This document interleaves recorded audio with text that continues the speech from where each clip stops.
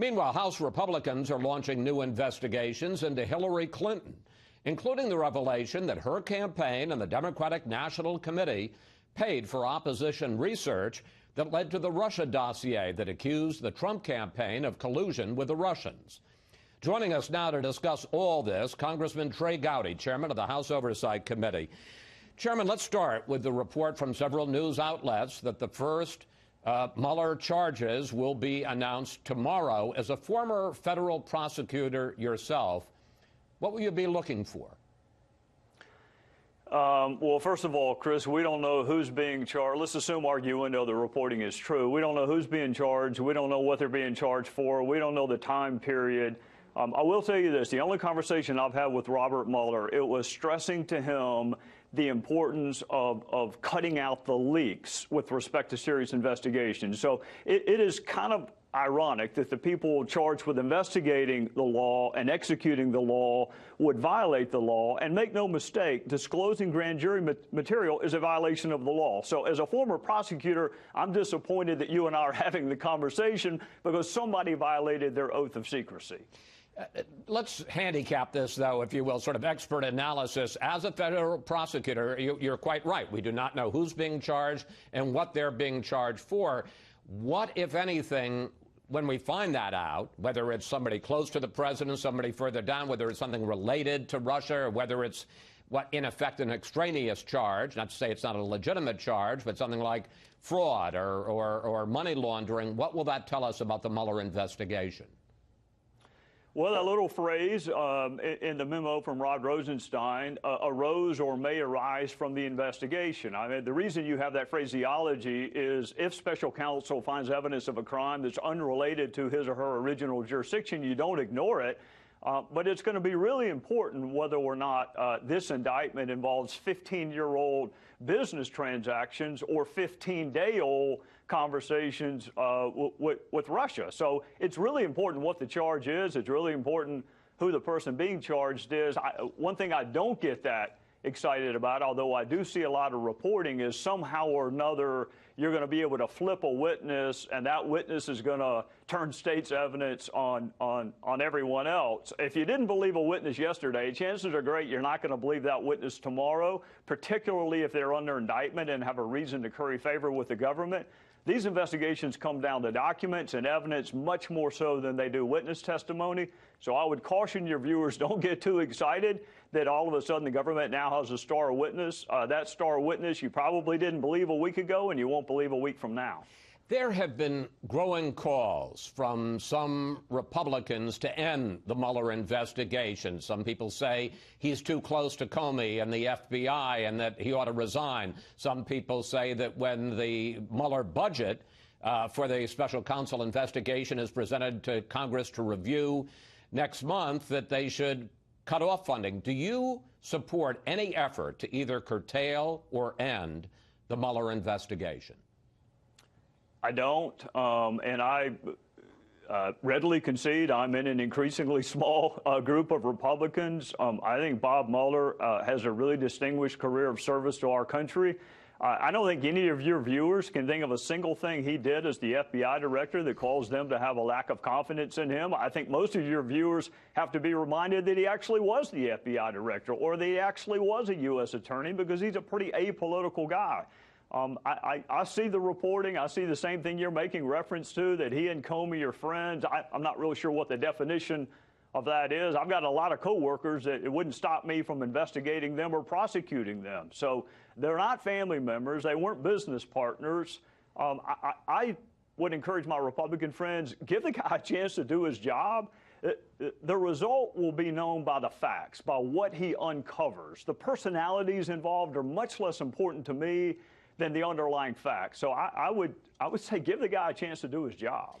Let's turn to the revelation this week that it turns out that the Clinton campaign and the Democratic National Committee paid for the opposition research that led to the writing, the formulation of this Russia dossier that makes all kinds of accusations against President Trump and his campaign.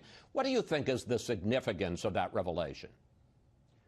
Well, one of the areas of significance, Chris, is just how hard the Democrats in Congress fought Republicans for trying to gain access to this information. If it were up to Adam Schiff and other Democrats, who, of course, want all the facts to come out, they want all the facts of Russia to come out, except who financed the dossier. So that's the most important thing to me, is how unserious the Democrats in the House have been about uncovering all the facts. I am interested in who paid for the dossier, because that helps you understand motive and intent and whether or not you can rely on the document. I am much more interested in whether or not the Department of Justice and the FBI relied upon that dossier in initiating a counterintelligence investigation or in court filings. That is really important to me. I don't expect the DNC to be objective. Almost by definition, opposition research is not objective. I do expect an entity represented by a blindfolded woman to be objective, and if they relied on that dossier and they didn't corroborate it or vet it, then we have a serious issue, and that's the next thing that House Intel is trying to find out, is whether or not the U.S. government relied on it. Yeah, let me ask you about that, because what the 2 points you're making, and I agree, these are two very important questions.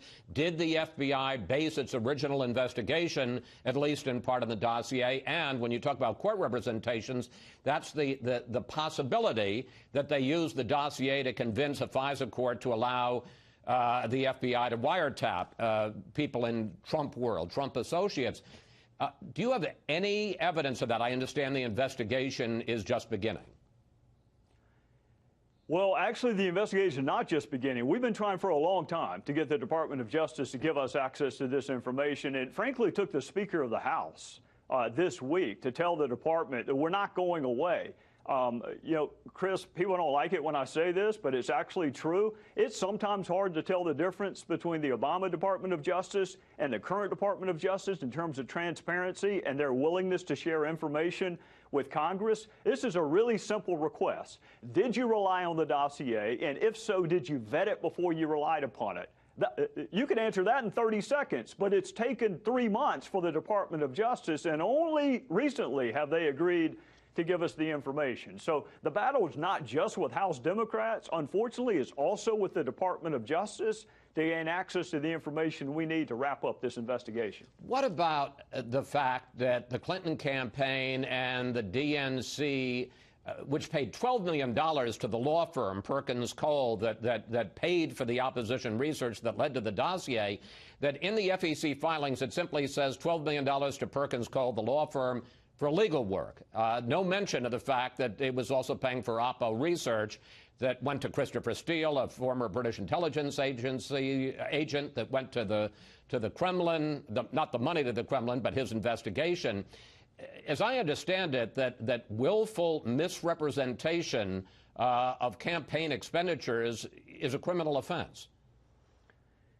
Well, I'm not an election law expert, Chris, but the good news is you don't have to be to understand the absurdity of believing that you can launder all of your campaign money by just hiring a law firm. I mean, imagine if you and I were running for Congress and we just hired a law firm and said, hey, you go do all the Oppo, you go buy all the television, you go buy all the bumper stickers, you go hire all the experts, and we're going to launder all of this through a law firm. I can't think of anything that defeats the purpose of transparency laws more than that. So I am interested in that, and I am also interested in sharing some memory tricks with folks at the DNC, because no one can remember who paid $10 million to a law firm to do Oppo research. I find that stunning. $10 million, and no one can remember who authorized it, who approved it, who said, yeah, this is a really good idea. So you got two issues, a memory issue and then the lack of transparency by laundering money through a law firm. We're running out of time, but I want to ask you two more questions. One is that you also have begun an investigation